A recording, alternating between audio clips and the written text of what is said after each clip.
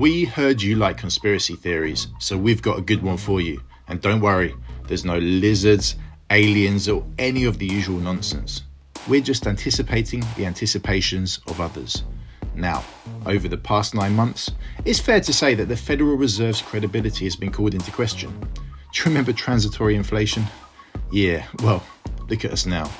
You can find pages upon pages of Google hits relating to the Fed losing credibility with the market. So what do you do when you need to re-establish credibility quickly? Well, you gain control of the narrative again by calling everyone's bluff. So let's recap.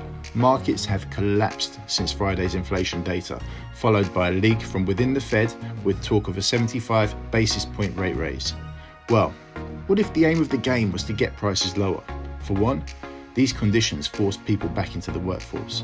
But if the Fed followed up with a dovish 0.5% hike instead of a hawkish 0.75% hike, well, we can see a situation where money comes rushing back into risk assets, including Bitcoin, but only after the smart money has filled its bags, of course. And the next bit is why we're fairly comfortable with our theory. The Fed pledged to start trimming its Treasury and MBS holdings starting in June, but so far it looks very close to exceeding its self-imposed reinvestment caps. It's still early, but they've spent 60% of their Treasury cap and 77% of their MBS cap within the first 9 days of the month. And we think the Fed wants to lower markets as much as possible without having to actually pull the uncomfortable policy levers.